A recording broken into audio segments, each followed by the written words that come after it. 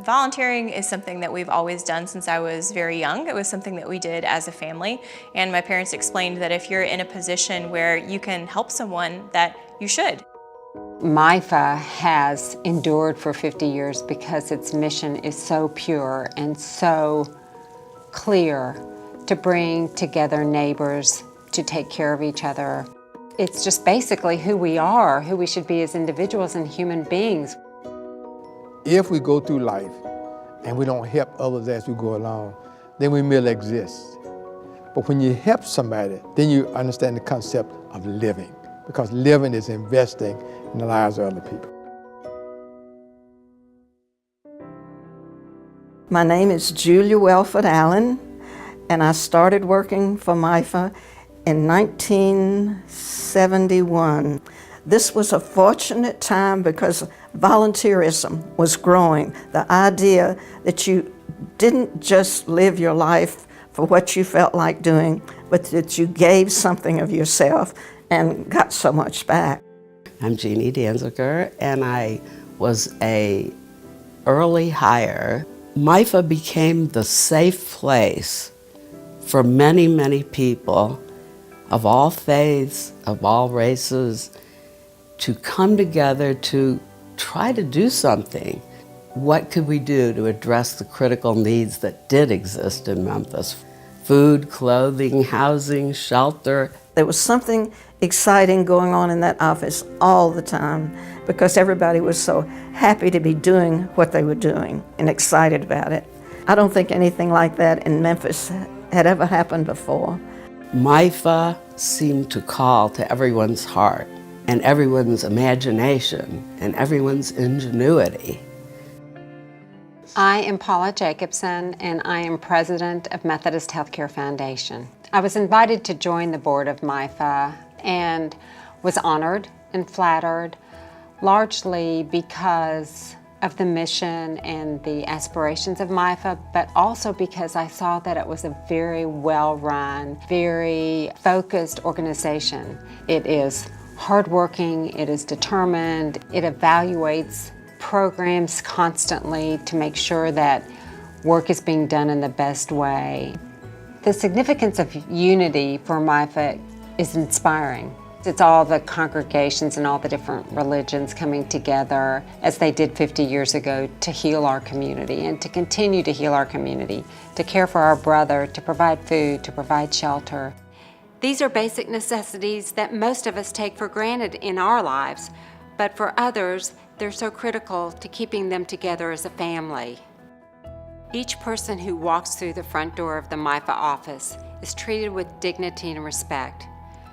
MIFA's emergency services, including utility assistance and provision of food, often are what is necessary when a family is in crisis, and that can keep a family together and in their home. My name is Walter Peggs. I'm the pastor of Fulvey Missionary Baptist Church in Bartlett, Tennessee. I got involved in MIFA in the early 70s as I was living in Maryland and Binghamton Community Center. Had a lot of elderly people on my route, and I started noticing people coming to the door with little meal packages, and I actually asked one of the ladies what was that, and she said, "Oh, they bring my food every day." And I said, "Well, this is a neat idea," but I never really thought anything about it until later on when I started pastoring. And so I stood up and told the congregation. So I asked each person to give that money to the church, and we would send it to MIFA and designate it the Meal on Wheels program. As God gave to us, we should be able to give to others. And that's a complete package. My time, my talents, my energies, my finances, all that goes into what I give back to people. I'm Lila Black, and I live in the Edison Apartments in Collierville. I live alone. I slid on some ice on the sidewalk. I broke my hip and my elbow, and I had to come get in a bottom apartment. I was upstairs. My older son lived in Collierville. He and his wife decided to sell their house and move to Franklin, Tennessee. He was concerned, so he wanted some way that someone could check on me in the middle of the day. He said, "I want to set you up with Meals on Wheels." And I said, "I don't know about that." There are so many benefits to a recipient who receives Meals on Wheels. There is that one-on-one contact for someone to ask them how they are that day. There is that social interaction, which is so important, but also it's a healthy meal, and our clients indicate that they feel better, that they feel more independent. There are people that have no way of going and getting food physically. They cannot do that, and they realize that they have some meals coming to them through Meals on Wheels.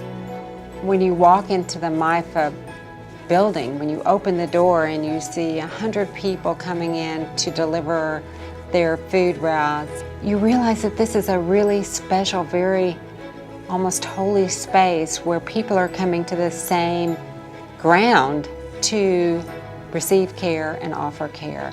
And so the unity that's represented in MIFA is overwhelming and extensive. I'm Dr. Sarah Petchnick. I'm the founder and CEO of Volunteer Odyssey. We match people with their ideal volunteer opportunities across Memphis, including great places like MIFA. I think one of MIFA's major strengths is why they were founded in the first place, the interfaith aspect. And their vision is uniting the community through service, and that's exactly what they're doing. I think that's why they've been so successful. MIFA was founded by people who believe in the concept of helping other people, regardless of their faith, regardless of their persuasion. If we choose to be alike, then we can look at ways to help us get to the major objective, which is unity, to live together. And it gives the volunteer a sense of service. I think everyone hopes that eventually everyone will have shelter and everyone will have food. But until we get to that point, then we know MIFA will be there to meet these needs and to care for the people in our community. I feel MIFA will be here as long as people are here that are in need, and they've done a great job. And I hope they can do it 50 more years. I think there'll always be a need for MIFA because of the nature of mankind. And MIFA has the advantage of having people on staff who've been doing this a long time, and they see it, and they're able to adapt because the need is there, and it's a great need.